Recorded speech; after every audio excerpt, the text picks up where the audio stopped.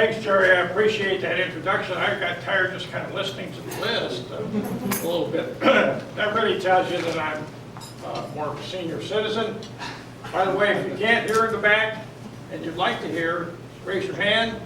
If you can't hear in the back and you don't really care, you probably want to keep it down a little bit. For those of you in the back may have a little trouble seeing the screen effectively. You do have presentation booklets. I will make some comments certainly that aren't printed in here. I don't generally read my presentation, although I don't plan to do so today. Anybody recognize where the title came from? One of my favorite all-time rock bands, the Eagles, Hotel California. And here they are. There's the image of the original album for Hotel California. And this is, shall we say, probably 15 years ago, not back in 1972. They all had longer hair and they were younger. The Eagles, and it's not all of the original ones. Fry and Henley, these two guys are the founders. The transition feels like another phrase from Hotel California. You can check out anytime you want, but you can never leave. And I understand that. Having had 3 trips through that, I didn't think I was ever going to get out. I already say I was wrong 3 times. The only 3 times I've ever been wrong.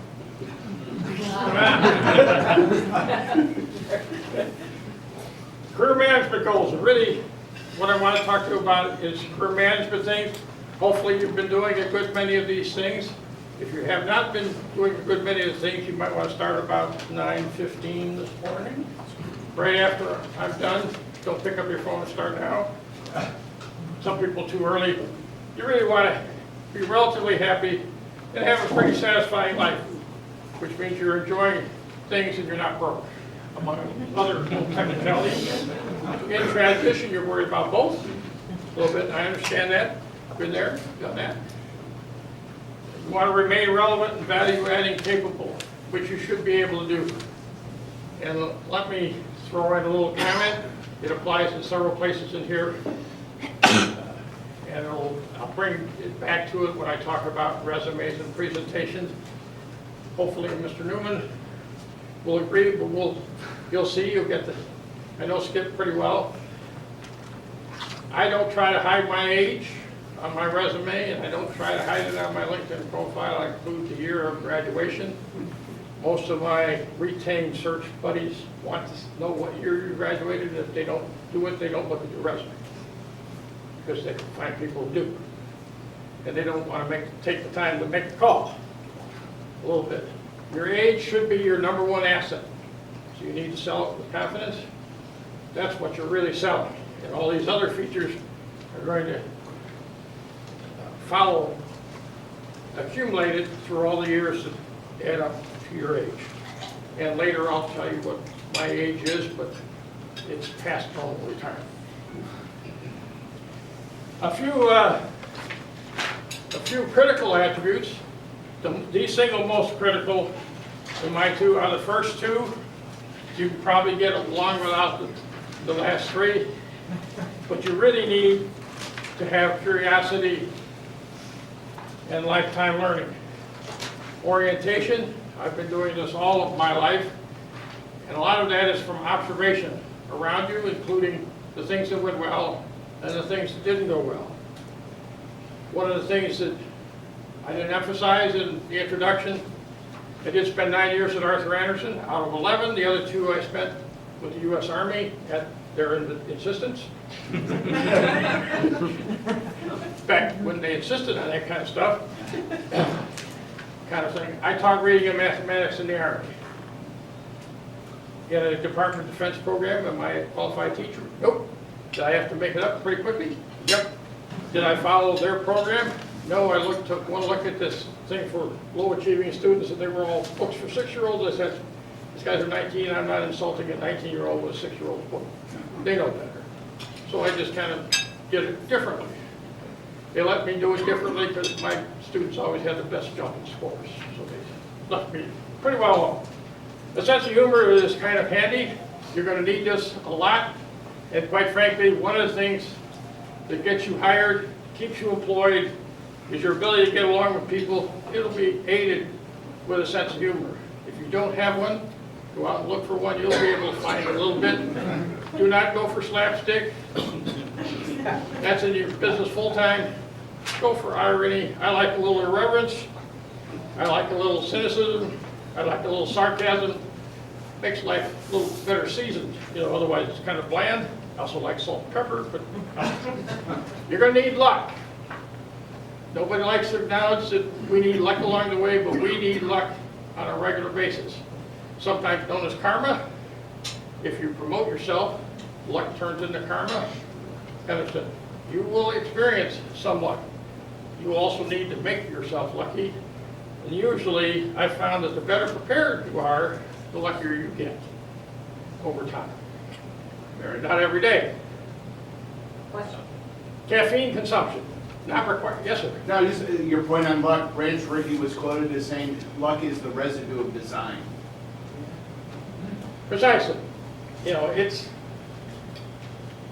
you know, I just like to think, you got to have luck. If you have no luck at all, you're going to experience life's difficult end.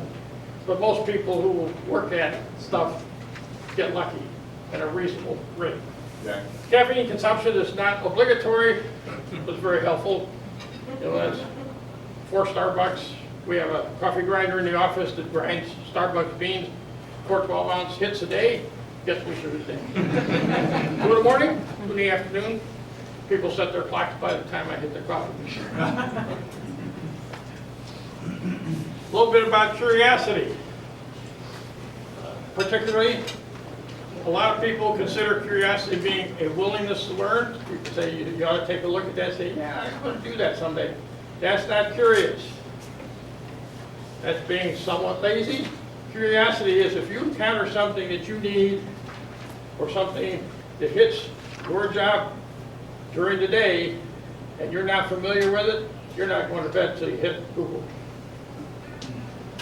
Google will help you sleep because you've looked it up enough to at least become minor familiarity, and then you can decide whether or not to add it to your list of things you want to expand significantly depending upon the topic. But if you're just willing to go to a class once in a while, you're not curious. You're just going with the flow. The flow is not your friend. Let's just put it that way. Choose your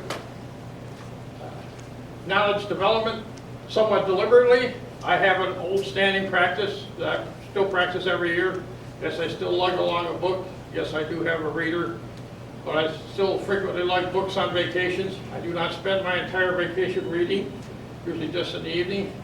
But I have 3 categories all the time, 2 books per category, minimum. One is business related. And how many are almost all of you accountants in the room except for the search people who may have been accountants? I recommend Double Entry, How the Merchants of Venice Created Modern Finance, which is a review of both how the bookkeeping system that we use today came into being, as well as a lot of the economic impacts that it's had, including national income accounting and all the statistical reports we use to make policy judgments at the state and government level. I have another presentation on the quality of some of those policy judgments for a different day. I take 2 on topics that I think I ought to know something about but don't know much about. You see genetics up there, you'll see history there pretty regularly. One year I went through chaos theory. That's probably not going to do that again, but it was a worthwhile slog kind of thing. The golden ratio, that's not pi, that's phi, 1.618. It's one of those engineering numbers. It appears everywhere in nature. If you've ever seen the Vitruvian Man, phi is in that, and human bodies are built around this particular ratio, which is why it's called the golden ratio. I do engineering. I was an aeronautical engineering major for 2.5 years. Went over to the business college, like marketing, economics, finance, and accounting. Realized I needed a PhD in economics. And I was going to get drafted shortly. when I graduated, I knew that too. So I ended up in accounting, but I don't regret the others. Because I had a lot of time to fill in my academic program, I also have 23 semester hours of economics. That's a kind of a dumb luck. It's been very useful ever since. A lot of things in this world, we used to, I can remember, you have to go to the card catalog, forgot how to use that, I think. You have to go to search products. I've used several. Google is now fairly dominant, but it's not the only one. A lot of these sites that I will mention a few of, but a lot of places that are resources for you have what I'll call push notifications. You don't have to go out and look, download, they'll send you stuff. They'll send it by RSS feed. Almost all of them have Twitter accounts, so you can follow that. Public accounting firms, financial accounting firms. They will text this stuff to you. I get more texts from the Financial Accounting Foundation than any other source. An average of about 4 a day. They come automatically to the phone, which I have turned off this morning. And then search. Google. A few words about using Google search. A lot of the magic is in your text term. Start generally narrow rather than start narrow and hope you know exactly what you're looking for. Do not stop at the first item that you find. Recently, one of the things that fall into my job area, one of my expertise areas, is accounting for defined benefit, OPEB, and other pension and benefit plans. We have a safe harbor qualified automatic enrollment plan for our salaried employees. One of my associates who's training to take over this, looking for the IRS dialogue on this IRS topics. Up come 15 items, the first 15 items on the list, he stopped at number 1. He got the wrong answer. Why? Because everything on Google is summarized. Almost all of the publications, including the IRS. So they have 6 or 7 on benefit plan that summarize different aspects, none of which are comprehensive. You have to keep going to make sure you didn't miss the part you want because you stopped at somebody else's summary. Look at non-IRS publications as well if you're doing tax things, lawyers and accounting firms. It's very helpful, but don't stop at the first place or you'll get the wrong answer more often than not. A few information resources, probably already aware of these. If you don't know about the FASB, shame on you, or the SEC, both of which are rich sources. The SEC has, of course, their accounting and filing regulations, but they also have EDGAR. So any public company can be searched very simply, usually by title. Be careful, some of them have similar names, but you'll see a list and you'll be able to determine very quickly which ones you want. Good for public companies. The PCAOB, we're a private company, but we basically report as though we're a public company, including the public company adoption dates, FASB pronouncements. We have an MD&A that's 90% of what would be required for a 10K. It probably could use a little embellishment. AICPA is exclusively deals almost with private companies and benefit plans.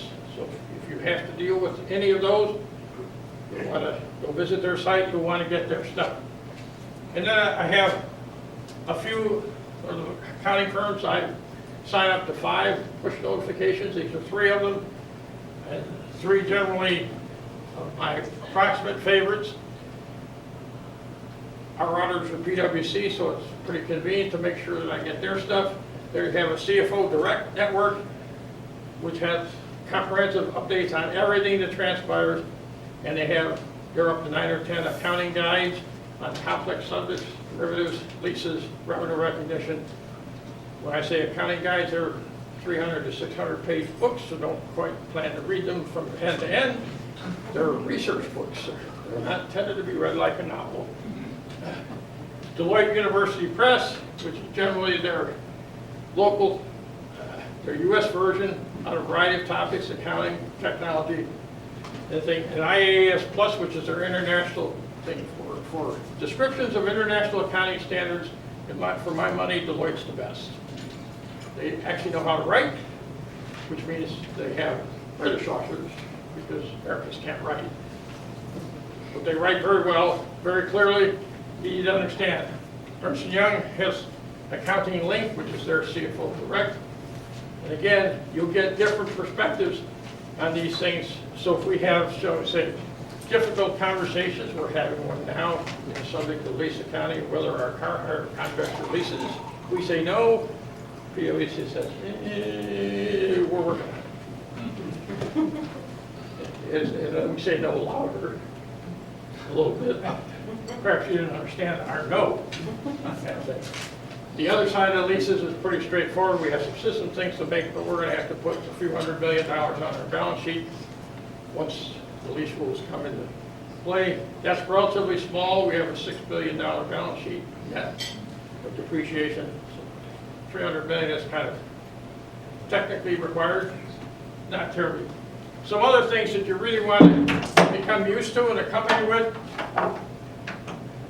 The Data Warehouse Institute, DWDI, lots of good stuff on that. They have lots of seminars around the country all year long, including in Chicago. They have a Chicago chapter. You'll want to be technology versed, just like those of us who started out in our career with an eraser, 21 column yellow paper, in my case, a pencil and a calculator. You're now using this stuff more than the pencil and paper, I hope. You're still using pencil paper? Yes, sir. No, I'm not using pencil and paper, but what is the Data Warehouse Institute? What kind of data is it warehouse?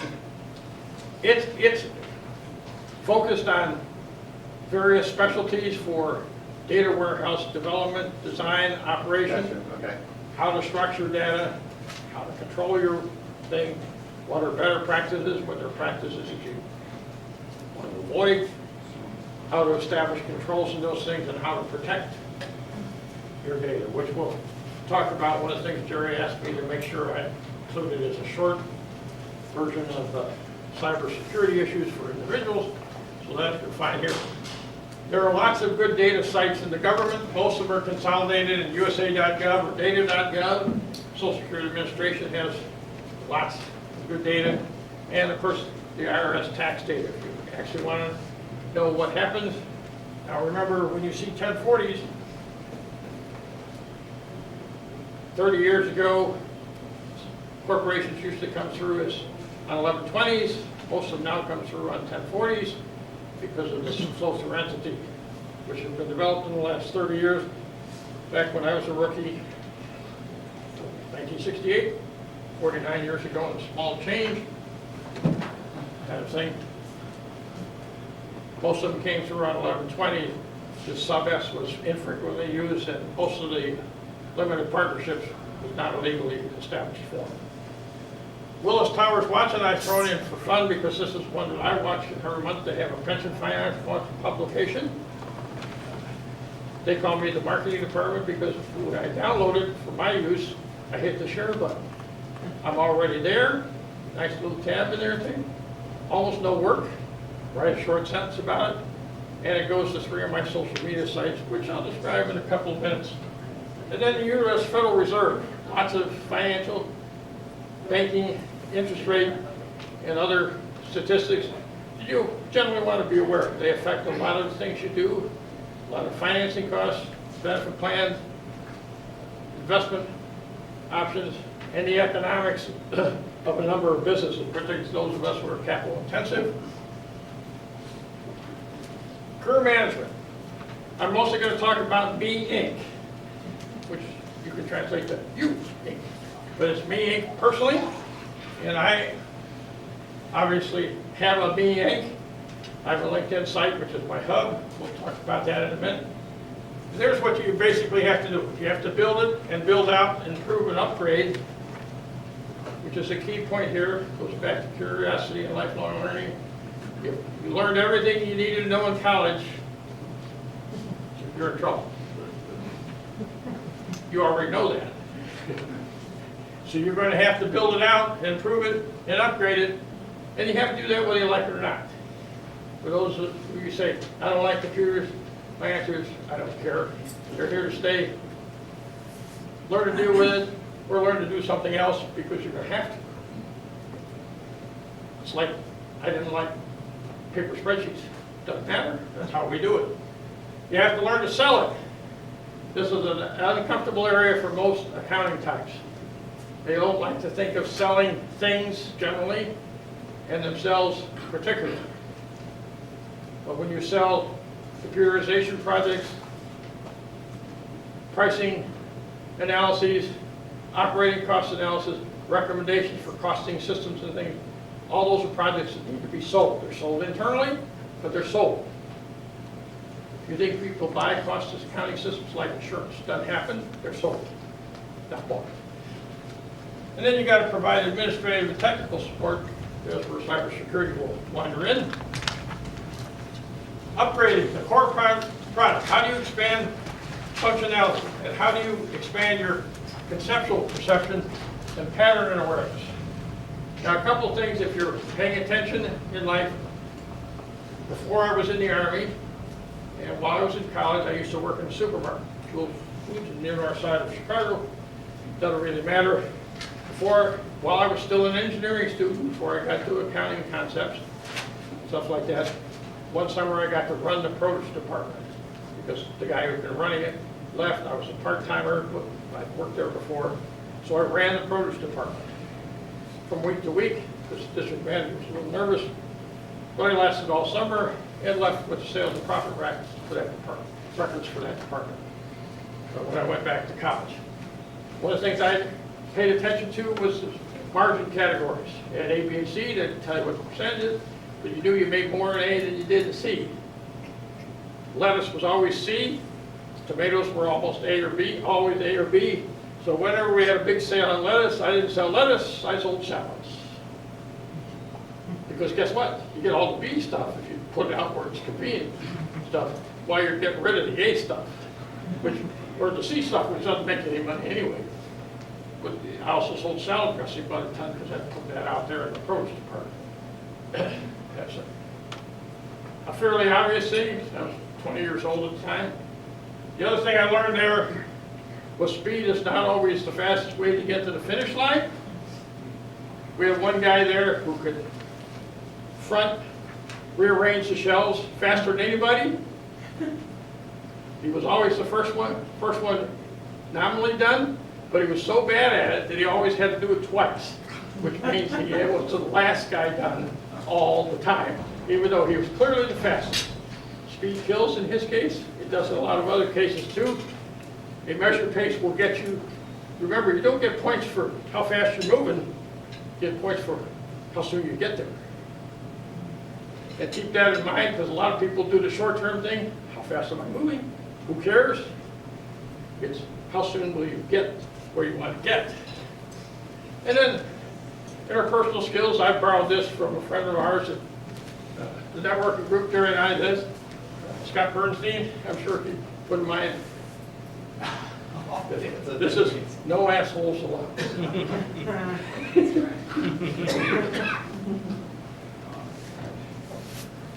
Now, what fundamentally do accountants do? What is the fundamental structure? Go back and read the book I recommend on double entry accounting. You collect, organize, process, and establish processing controls, do reporting and analysis, and that's the foundation. That's what you do as an accountant. Now, if all you ever do is produce an income statement and a balance sheet in a public reporting format, you need to kind of expand your perspective a little bit there. As long as you have all this data, there are lots of other interesting things to do with it, like try to run the business. Because running the business is what produces the balance sheet, the income statement, the other thing. Another little aside, opinion. I'm old enough now to have opinions. Everybody says financial reporting is backward looking, not forward looking. I don't completely agree. There's a substantial backward look, there's a substantial compliance, but in my opinion, everything on the balance sheet that is not labeled cash is a forward-looking estimate. It's how much you think you're going to get. Now, how much you're going to get is an estimate, and it could be wrong. Liabilities could be higher or lower, assets could be impaired and get written off. So if it's cash, you're good. The rest of it, estimates, future-oriented. Sell that the next time you're explaining what financial reporting actually does to people. And economics, finance, and operations management, they're all natural extensions. For those of you who are interested in operations management, cost accounting, which I'll touch on briefly, I'm a direct costing guy. I'm not a big fan of allocations. I like margin buildups at different levels. And by the way, cost accounting is not just manufacturing cost accounting or product cost accounting. It can be marketing, effectiveness, channels for distribution. Lots of things have direct costs and indirect costs. Construction projects use cost accounting all the time. In my experience, I was a rate regulated utility guy at Arthur Anderson when I was a manager. All the property, plant, and equipment was built using cost accounting terms and applications that were identical to manufacturing cost accounting, except the unit of account wasn't inventory, it's property, plant, equipment. Identical concepts. It has other applicabilities. Here are a few things that you want to be aware of. Data governance and master data management, in my opinion, is critical in the modern enterprise that's over 100 million in size. You could probably get away without it much under that, but be careful. Depends upon complexity. And that's really, you have multiple systems. They have the same conceptual item. They use the same description in the field. Remember, computers are your really fast, really stupid friend. And the key part here is really stupid, because if you have slightly different field descriptions, it doesn't know they're the same. Many years ago at the Container Corporation, we had a T&E system. I was in there at Barrett Peterson, B.R. Peterson, B. Peterson. There weren't three of us. But the computer didn't know that. There was only one. You'll want to know something about data lineages, which is as you go through from your transaction-based systems to your data warehouse is refreshed periodically from your data system. If you discard a data item in your transaction system, guess what it does to your warehouse? Oops, we got a hole here. Boy. And that's data lineage, where it's used downstream from its original source. A fairly critical concept in building out compound data systems. Software environment architecture, sometimes popularly known as the stack. Look up stack, everything. But modern applications, when I was a kid, applications were one stop alone. Everything was in there, including the data structure, all the definitions. These days they have application interfaces, frequently from a third-party vendor. This has several things. One, they all play nice, but they do a lot of utilities. Secondly, your brand shiny new application may use a very old application utility that has a major bug in it that nobody's found or nobody's corrected, but it's now built into your stack and not the part of the stack you look at typically, unless you have a robust cybersecurity program, which is another presentation I'm doing a week from Saturday. A little understanding or refreshing of coding and statistics, generally at a summary level, is fairly critical. You already do statistics. You know the difference between, for example, average and median. Now, I always like to illustrate average and median. I'm not a big fan of average, although it has its utilities. But I like median better, and median is the point where half are below and half are above. Average takes all the statistics. And my favorite story in that is Soldier Field, 100,000 fans in the stand. and I'm going to add 2 people to the group. What have I done to the average height? Probably almost nothing. What have I done to the average wealth? Now I get to pick the 2 people I add. Bill Gates, Warren Buffett. Average wealth just went through the roof. Median's still the same. Average height, about the same. So be careful. You see statistics carefully. Excel has a lot of analytical tools, probably many of which you and I both have never looked at. If I'm lucky, I'll retire before I ever do. For those curious, retirement is next June or early July. For me, anyway. Tableau is a popular visualization tool. It's like Excel, except it's on steroids for that thing. It's a little more complicated to use, a little pricier. It's $600 or $700 a seat. For the software, Microsoft SQL is fairly popular. Microsoft SQL has 2 different architecture structures, what they call the tabular section and the dimensional section. The dimensional is the traditional very large scale OLAP cube oriented item.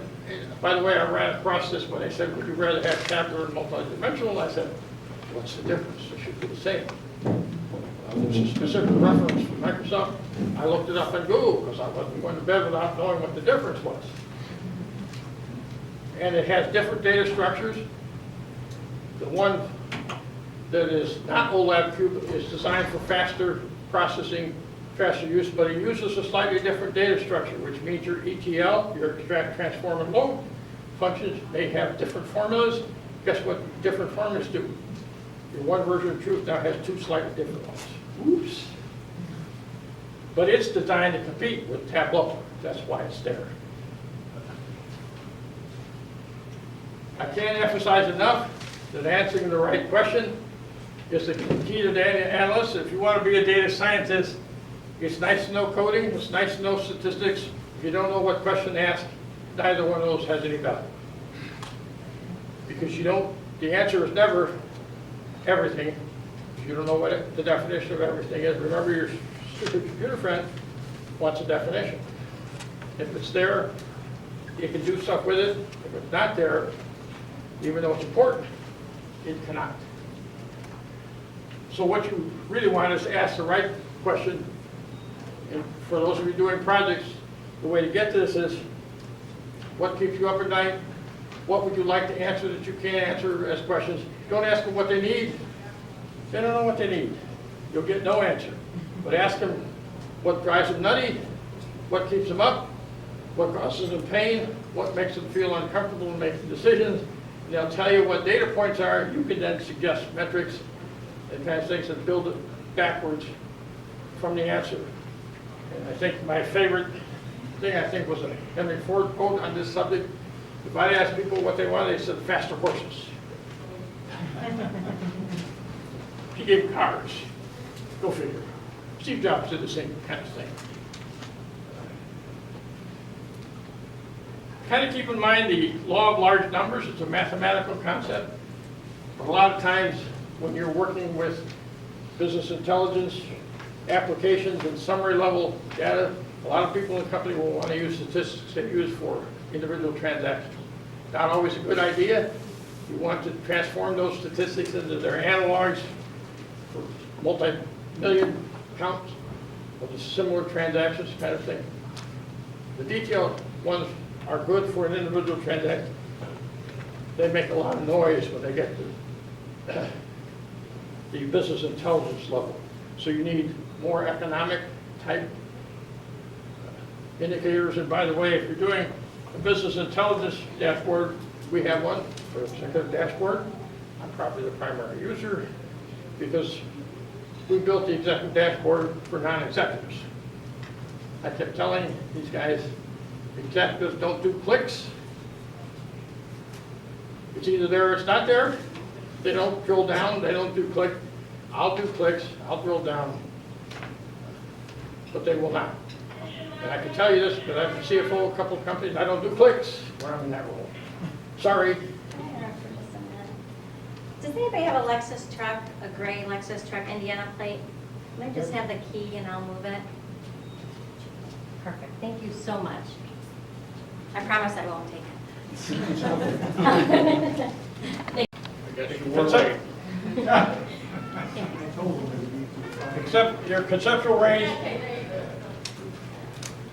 again, logical organization, structure, and that will drive the collection techniques, perhaps the storage techniques a little bit, the access and the use. There are lots of different storage techniques.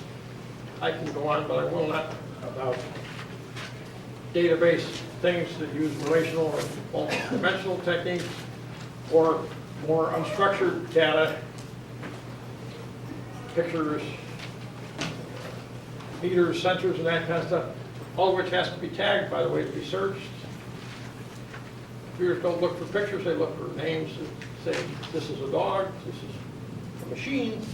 So you tag it, and that's how you search. There are specialized databases from Facebook and Amazon for fast retrieval of list of tag titles, because that's what they do. They don't do relational databases, they don't care, but they've optimized for what they do, both the hardware and the software, and it's very optimized. And it comes through in Amazon services. You can rent their cloud services, which uses one generation old on their software, and Amazon uses the most current generation, which you don't get to use until they're tired of it. Competitive advantage.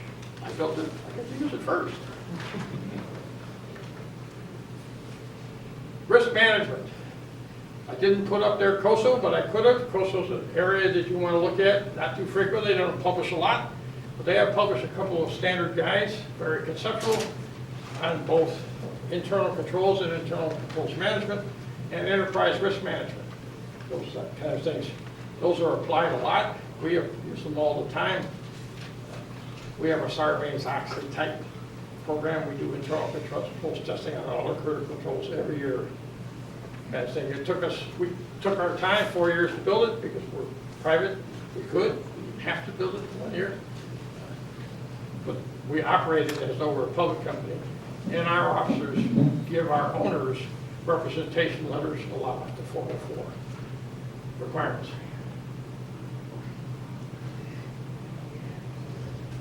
Some obvious patterns. For those of you who have done manufacturing operations, a lot of manufacturing take a while to set it up, then they run for multiple copies of the process.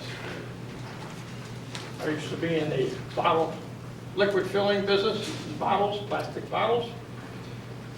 If you have 2-ounce bottles in a 2,000-gallon batch, it takes a little while to run. If you have a gallon bottle in a 2,000-gallon batch, it doesn't take you long to run. It takes you about the same time to set up the machine. And one goes, done.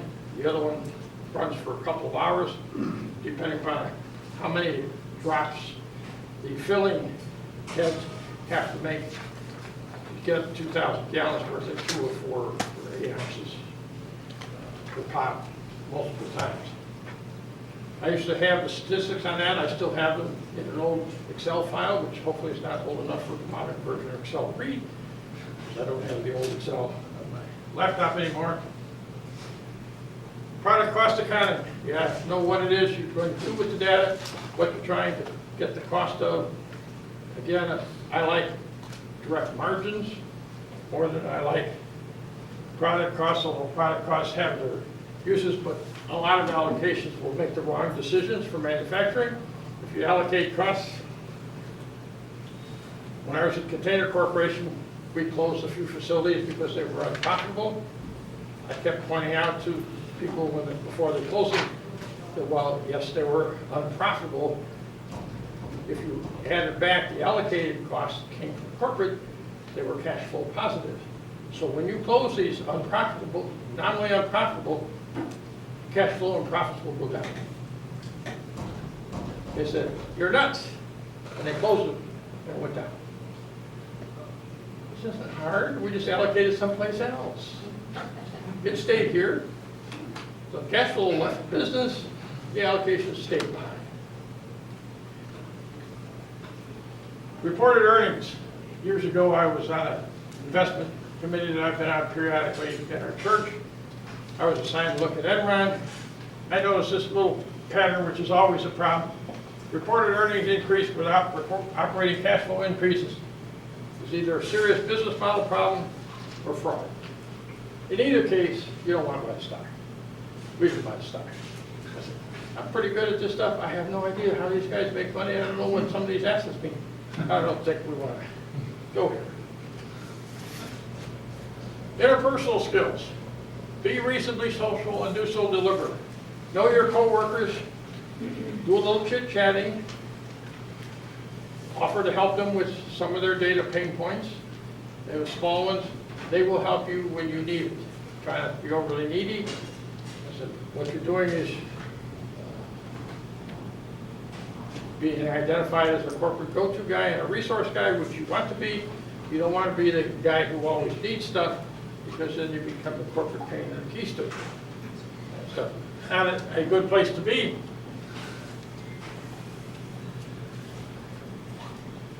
If you're not comfortable speaking, try a Toastmasters course. There's no way to get comfortable except by practice. Now, I happen to be egotistical. I like talking. I started out training in the Army, so I've been doing this, talking for a long time. Hard to get me to shut up, frequently. But a lot of people don't like it. And when you're listening to people, listen to understand what they're telling you and what they feel like. Don't listen to reply only, because then you're cherry picking an argument rather than trying to figure out why they hold a view and what's really bothering them, because a lot of times the words won't tell you. Feeling tones will tell you. The words will not. And of course, I mentioned my famous NAA rule earlier. You don't want to be one of those guys at work. Selling. Yep. Networking on and off. Communication skills and your sense of humor. I like jokes, cartoon, irony, irreverence, sarcasms, puns, and plays on words. Personally, not much on at slaps that can fall down kind of thing, but I have to make sure I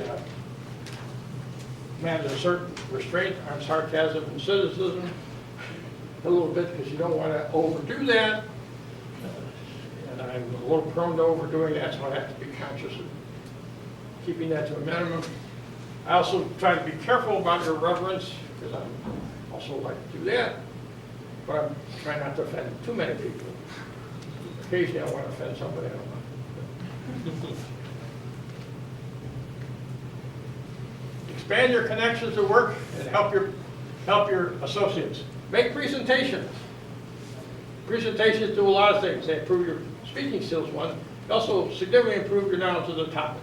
If you can't explain it, you don't know it as well as you should be. And the more condensed you can get it in the explanation, the better you know your subject. So it'll come back and help you do your day job in addition to the presentation stuff. And what do making presentations do? Great networking feature. Get to meet lots of people. Some of them actually think you're smart. Others of them you won't fool. All right. When you're in transition, you're going to do this selling job, by the way, under conditions of maximum stress, which we will get to momentarily. A little bit about brand marketing for me, Inc. Now, each of you will want to pick the way you most like to do this. The center of my brand marketing effort is LinkedIn. I have a LinkedIn profile, pretty complete. Most of my presentations are out there. If you know how to look for presentations around the site, you can find mine easily. I've been on LinkedIn a long time, early 2005. It was just a bunch of engineers and 3 of us who were accountants. Kind of an interesting place. My suggestion for all those of you who are, let's say, 40 years and old and up, open a Twitter account. I've told you this a number of times right here. Over the years? Yeah, you did that. Open a Twitter account, put your Twitter name on your LinkedIn profile. Now this addresses indirectly and non-verbally one of the concerns people have about folks who are, let's say, over whatever age you think is too old. You're technologically stable. Twitter account says, no, I'm not. Without having said, no, I'm not. Because the rule of thumb here is, if you have to say I'm technologically versatile, you're not. You have to demonstrate it, never say it.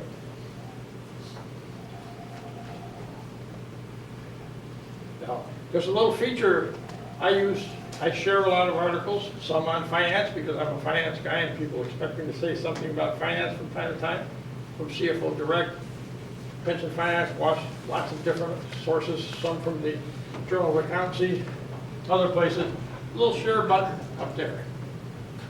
When you're on your LinkedIn profile and you're sharing, there's a little button on the right-hand side that says post to Twitter, which means it's going to both LinkedIn and Twitter simultaneously when you hit the post button.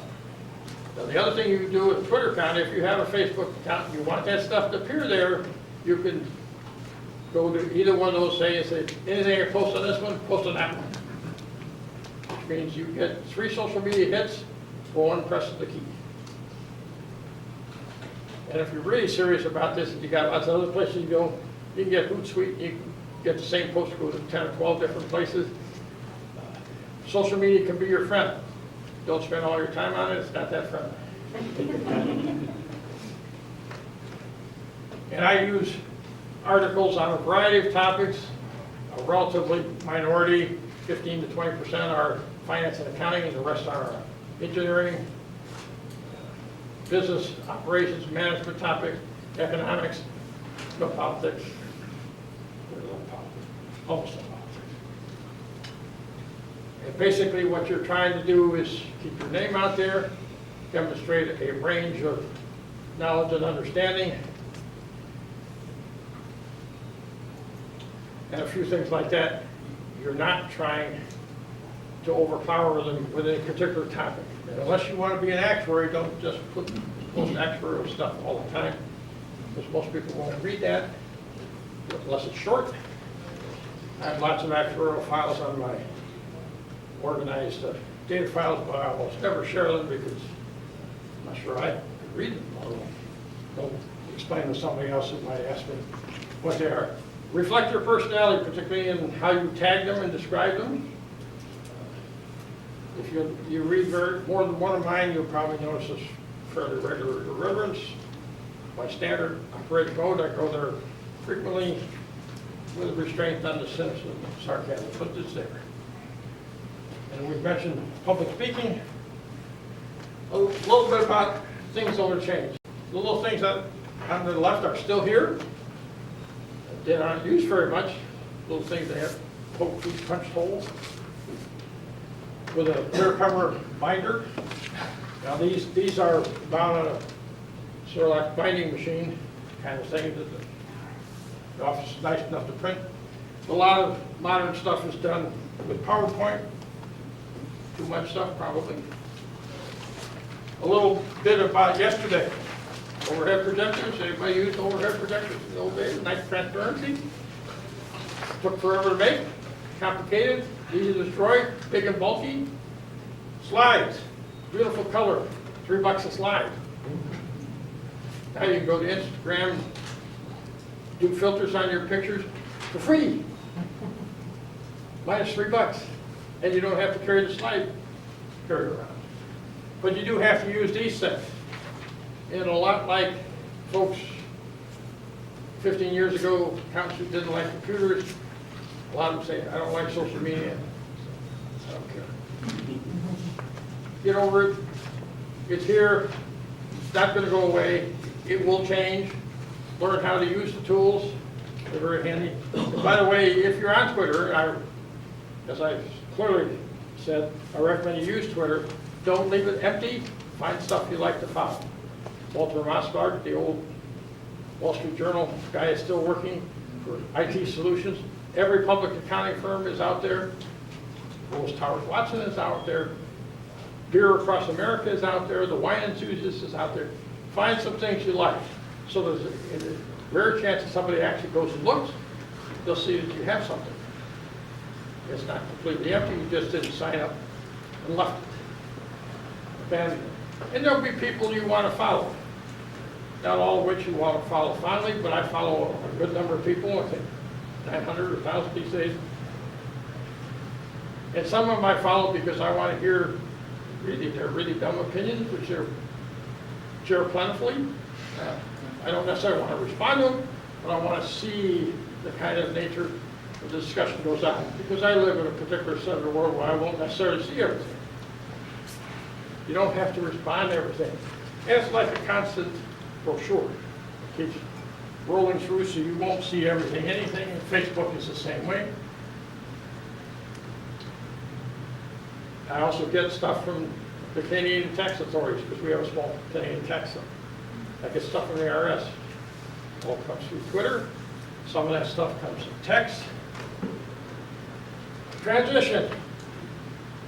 A couple of things here, both of which I think will apply if my experience is any indication. You'll see Calvin and Hobbes. He's selling a swift kick in the butt for $1.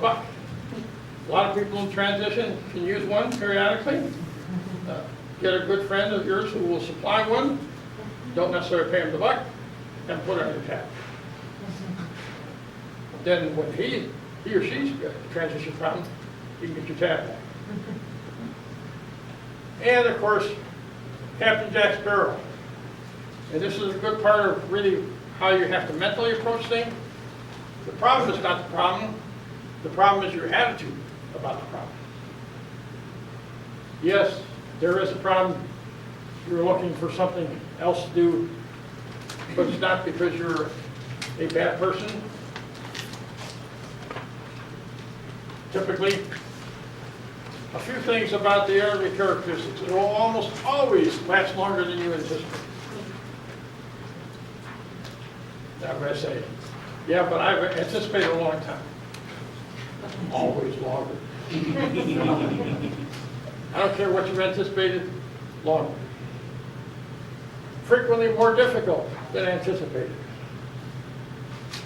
You can seriously underestimate the importance of a fast start and a full effort, particularly if you have a severance schedule. I'm going to take the summer off. No, that means you're going to be 3 months stale, and you're going to blow through the money, which is going to be in limited supply by the end of longer than anticipated occurs. Don't do that. Adjust your personal finances promptly. That doesn't mean stop eating, but it does mean stop eating at Chicago Pet. Which is a great place to go, partly owned by a friend of mine. I highly recommend it, but primarily when you've got a pretty good income flow. Choose to be positive. If you let yourself get too much down and stay there, you add to the problem you already have. You don't need a second problem. Leave that one behind. You don't have to take it with. Like the Don Henley song, your angels and your demons, they go with you wherever you go. Focus marketing. You are not the problem. The problem is finding an appropriate match. You're now in the selling business full-time. You're not in the financial expert business. You're in the selling of a financial expert business. Focus on engaging with other people, not your keyboard. Job postings, you want to do a little bit that, I recommend 48 hours a week and 40 hours of other stuff. Mostly people. People will remember you. People actually think. Keyboards don't think. You go into the electronic scanning system. If you didn't use the keyword they want, you didn't make it. If you used the keyword but you didn't use it the way they wanted, you didn't make it. It's not all that helpful. Use your social media effectively, or continue with brand management. If you don't have a brand management program, about an hour from now, start one. Volunteer. Do unrelated part-time work. One of my in transition, I did consulting as much as I could sell during the daytime, but I did do 10 hours a week selling shoes and men's suits. And I had the highest average hourly sales in the department, even for my 10 hours of work. But you meet a lot of people, it takes your mind off of things, at least pays for lunch. A lot, it pays for lunch. Make presentations. You don't have to be employed to make presentations. Not a bad idea. Karma's your friend. The more people you meet, the more things you think. And most of the returns, will, by the way, will come from places you didn't expect. They weren't on your plan. They're from a friend of a friend, or a friend of a friend's friend, kind of thing. It'll look like an accident, but it's not really an accident. It's a direct function of many people. A sales vice president once upon a time explained to me that the best salesmen, he knew who the best salesmen were because they had the most rejections. But because they had the most rejections, they also had the most sales. It's a batting average game, and you don't have to hit over the Mendoza line to be in the Hall of Fame in this game. Develop a bumper sticker description. I know if you want to have a resume, I suggest make it fairly complete. On that is my 9 years of working at Arthur Anderson, which obviously 68 to 79, kind of the Army period. But if you knew what Arthur Anderson was like, you have a big start of knowing what I'm likely to be like. But I'm still an Arthur Anderson guy, reformer, but not much. And I still use a lot of the stuff that I accidentally acquired or deliberately by my choice of specialty back then. Obviously I use it in a much different form, but I'm still using it 49 years later. And I'll be using it on the day I retire next year, which will be just past 50 years. My bumper sticker, I'm a finance and data informed business fitness coach. It's a little large for a bumper sticker, but I can knock it down. But it's a lot shorter than your 45-second elevator speed. And the key to a bumper sticker, no job titles, no job descriptions. There's only one function for the bumper sticker line, and that's basically to get the response, why don't you explain that? Which is an invitation to carry on for a while. All you want is the opportunity to respond without being a pain in the butt and leading with that. So you want to get something that's catchy, appropriate to you, somewhat memorable, and will cause people to ask, what does that mean? I've had several recruiters call me and say, what does that mean? I said, that means I want to ask a question just like you did, right? Oh, yeah, good point. This is not brain surgery, folks.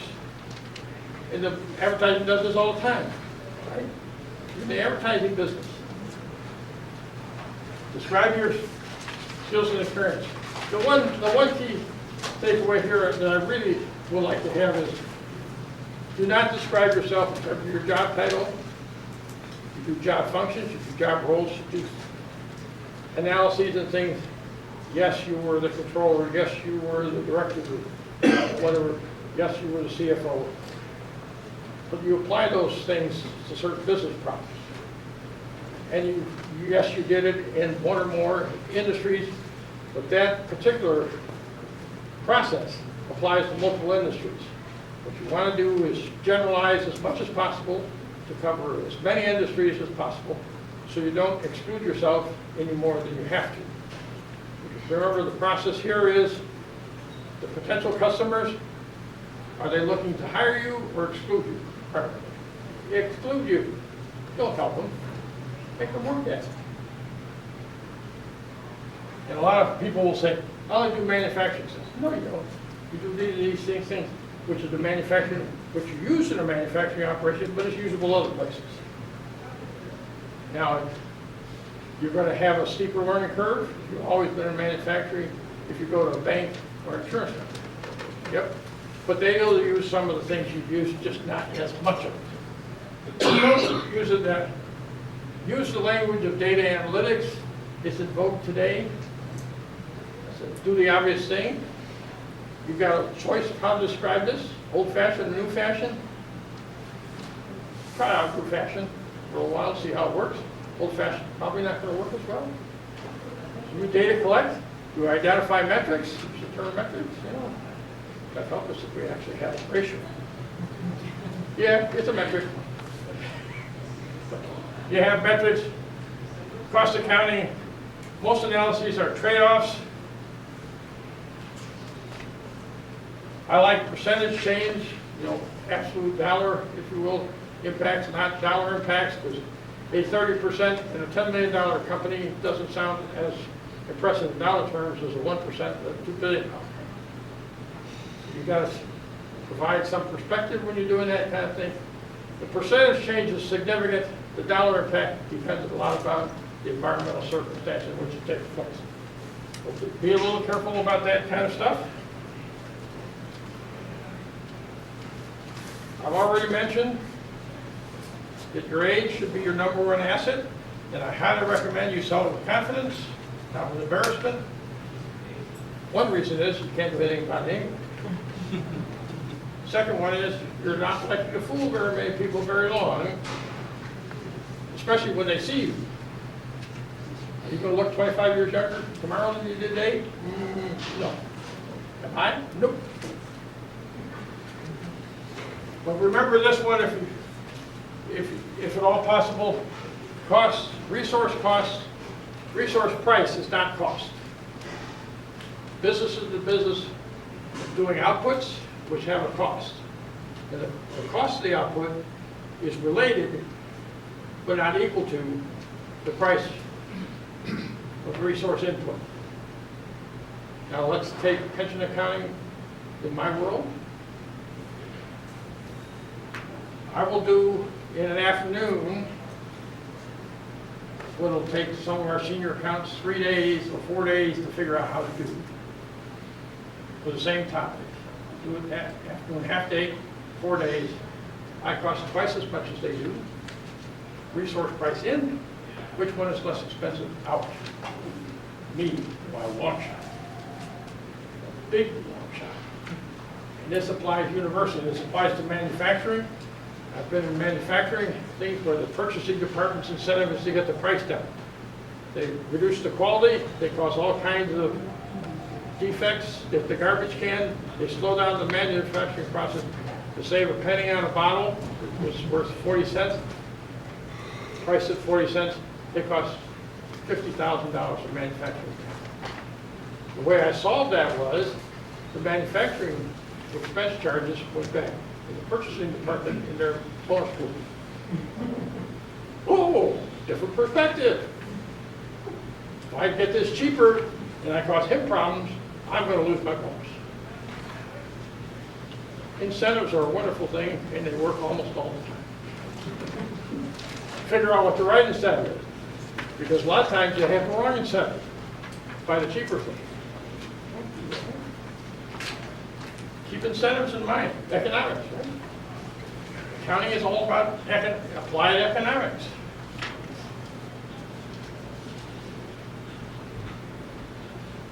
Obvious networking group options. You're in one. Illinois CPA Society, particularly chapter meetings. Lots of people to meet. A lot of them in smaller companies, so if you're in the consulting side, do this. FEI, consider that. The Executive Networking Group of Chicago, which meets somewhere during the day in Arlington Heights, Illinois. It's there because I was interim director for a while, many years ago. In Arlington Heights, library was the cheapest place, $75 for the day of the meeting. They provided all the rooms and equipment. We were paying $400 or $500 before that. It's still there. Finance Leaders Association of Chicago. Jerry and I are a couple others, those members of this, is a private invitation-only group. It meets on a Saturday for breakfast in Buffalo Grove. If you would like to be invited, we'll be glad to invite you. It's a peer-to-peer networking group. I would say a third to a half of the members are regularly employed and own their own businesses, so we're not a transition-only group. But one of the key takeaways on, once you select your critical networking contacts, stay with them after you land. We like to say, not too humorously, that a job or a consulting role is a thing that happens between transition periods. If you get caught by surprise this time, second time should not be a surprise. Then you weren't paying attention the first time. A couple of minutes. I'll be finished pretty soon. All right, I'm almost to the end. Technical support. Equipment upgrading. You probably have 3 screens, maybe 2, with a tablet, a computer, desktop, or a laptop, and a phone. Keep up with a reasonable life cycle. If you've got a 9-year-old tablet or a 9-year-old computer, it's not going to run modern software. Older chips, you're going to have to replace these devices. By the way, cybersecurity affects the older they are, the more likely they have to have an old chip that has a bug in it. One of the reasons why they replace it with a new one. And they won't run current versions of software. So if you like Office 98, Windows 98 is popular. Software. Never use an older operating system that's no longer supported. That means that the bugs they didn't realize they had there but are still there are no longer being discovered and fixed, which means you'll get bit. I use Office 365, which is cloud-based. And you can use it up for 5 devices, it costs $10 a month, cheaper than buying the software. Cybersecurity risk. What you want to be is somebody other than Dave. Here's our problem, human error. You can have all this nifty stuff, firewalls, encryption, antivirus, and you can blow it all away by doing really dumb. That's what Dave does. Some security options, and the next slide will be the last one. In Windows, disable the oldest networking protocol that's full of bugs, SMB-v1. They've got current ones in Windows 10. And the next slide will show you how to do that. Pretty simple. Mine is turned off. I like WebRoot for antivirus because their patch update is cloud-based rather than push once a month, so I don't have to wait a month for an update. As soon as I log on, I have all the brand new updates from yesterday and this morning available. You can consider a VPN service. Use a paid one. Remember, free doesn't mean it's really free. They're using your data. That's the price you pay. It may be more expensive than you like. There's file encryption like folder lock, which is a highly rated encryption system if you're interested in folder encryption. Read emails carefully. 74% of infections come from emails.